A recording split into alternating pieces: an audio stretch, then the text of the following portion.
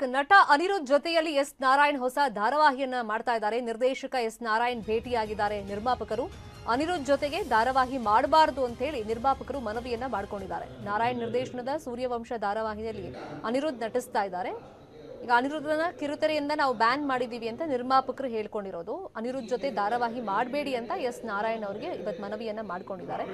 ಈಗ ಮಧ್ಯಾಹ್ನ ಫಿಲ್ಮ್ ಚೇಂಬರ್ನಲ್ಲಿ ಒಂದು ಮಹತ್ವದ ಸಭೆ ನಡೆಯುತ್ತೆ. ಫಿಲ್ಮ್ ಚೇಂಬರ್ ಅಧ್ಯಕ್ಷ ಬಾಮ ಹರೀಶ್ ಅವರ ನೇತೃತ್ವದಲ್ಲಿ ಈಗ ನಟ ಅನಿರುದ್ಧ್ ಮತ್ತೆ ಕಿರುತೆರೆ ನಿರ್ಮಾಪಕರ ಸಂಘ ಸಭೆಯಲ್ಲಿ ಪಾಲ್ಗೊಳ್ಳುತ್ತೆ.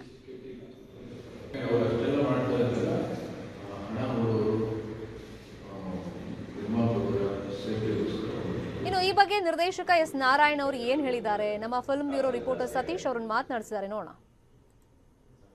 ಹಿರಿಯ ನಿರ್ದೇಶಕರಾದ ಎಸ್ ನಾರಾಯಣ್ ಅವರು ನಟ ಅನಿರುದ್ಧ್ ಅವರ ಕಾಂಬಿನೇಷನ್ ಅಲ್ಲಿ ಸೂರ್ಯವಂಶ ಅನ್ನುವಂತ ಒಂದು ಧಾರಾವಾಹಿಯನ್ನ ಅನೌನ್ಸ್ ಮಾಡಿದ್ರು. ಸೊ ಆರಂಭಕ್ಕೂ ಮೊದಲೇ ಈ ಒಂದು ಟೈಲರಿಂಗ್ ಕಲಿಯೋದಕ್ಕೆ ಸಾವಿರಾರು ರೂಪಾಯಿ ಖರ್ಚು ಮಾಡಬೇಕು ಅಂತ ಚಿಂತೆ ಮಾಡ್ತಿದ್ದೀರಾ?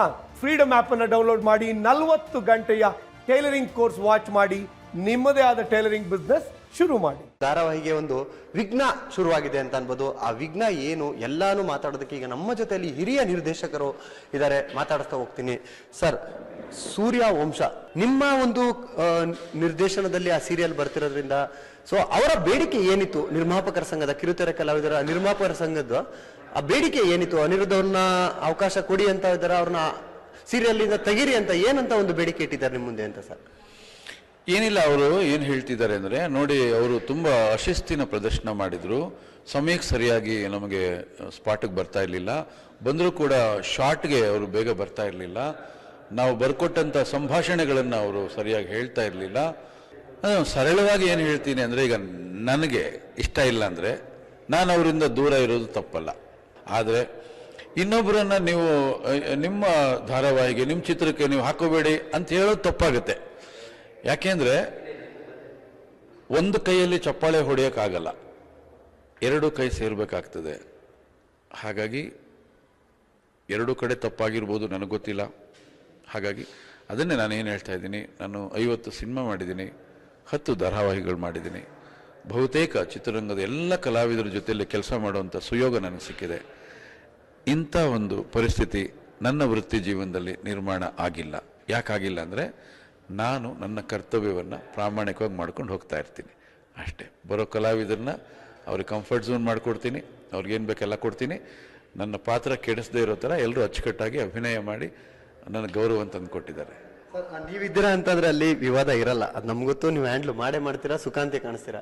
ಬಟ್ ಒಂದು ವೇಳೆ ಈ ಒಂದು ವಿಚಾರವಾಗಿ ನಿರ್ಮಾಪಕರ ಸಂಘದವರು ನಿಮ್ಮ ವಿರುದ್ಧ ಅಂದ್ರೆ ಆ ಸೀರಿಯಲ್ ಅಲ್ಲಿ ಅವರ ವಿರೋಧ ವ್ಯಕ್ತ ಮಾಡಿದ್ರೆ ಎಸ್ ನಾರಾಯಣ್ ಅವರ ಒಂದು ಡಿಸಿಷನ್ ಏನಿರುತ್ತೆ? ಮತ್ತೆ ಅನಿರುದ್ಧ್ ಅವ್ರ ಜೊತೆ ಏನಾದ್ರು ಈ ವಿಚಾರವಾಗಿ ಮಾತಾಡಿದಾರ? ಗೊತ್ತಿಲ್ಲ. ಇವತ್ತು ಸಂಜೆ ವಾಣಿಜ್ಯ ಮಂಡಳಿಯಲ್ಲಿ ಅಧ್ಯಕ್ಷರು ಎಲ್ಲರನ್ನ ಕರೆದಿದ್ದಾರೆ.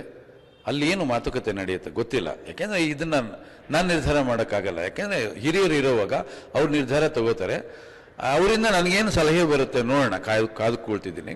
ನಾನಂತೂ ಏನೂ ನಿರ್ಧಾರ ತಗೊಳ್ಳೋ ಪರಿಸ್ಥಿತಿಯಲ್ಲಿ ನಾನಿಲ್ಲ. ಸೂರ್ಯವಂಶಕ್ಕೆ ಅನಿರುದ್ಧ್ ಅವ್ರು ಬೇಕು, ಅನಿರುದ್ಧ್ ಅವರಿಗೆ ಸೂರ್ಯವಂಶ ಬೇಕು. ಹಾಗಾಗಿ ಅನಿರುದ್ಧ್ ಸೂರ್ಯವಂಶ ಜೊತೆಯಲ್ಲಿ ಎಸ್ ನಾರಾಯಣ್ ಇರ್ತಾರೆ. ಇದು ಅನಿವಾರ್ಯ ಆಗಿದೆ.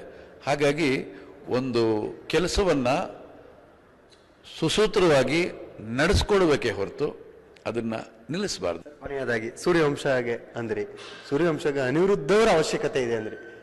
ಏನಿದೆ ಸೂರ್ಯವಂಶದಲ್ಲಿ? ಏನು ಅಡಗಿದೆ? ಏನು ಎಕ್ಸ್ಪೆಕ್ಟ್ ಮಾಡ್ಬೋದು? ಅದೇ ವಿಶೇಷತೆ. ಸೂರ್ಯವಂಶ ಅನ್ನೋ ಶೀರ್ಷಿಕೆ ಇವತ್ತು ಸಿದ್ಧವಾಗಿರೋ ಆ ಕಥೆಗೆ ಎಸ್ ನಾರಾಯಣ್ ಇಲ್ಲದೆ ಹೋದ್ರೂ ಪರವಾಗಿಲ್ಲ, ಅನಿರುದ್ಧ್ ಅವ್ರು ಬೇಕು ಆ ಕಥೆಗೆ.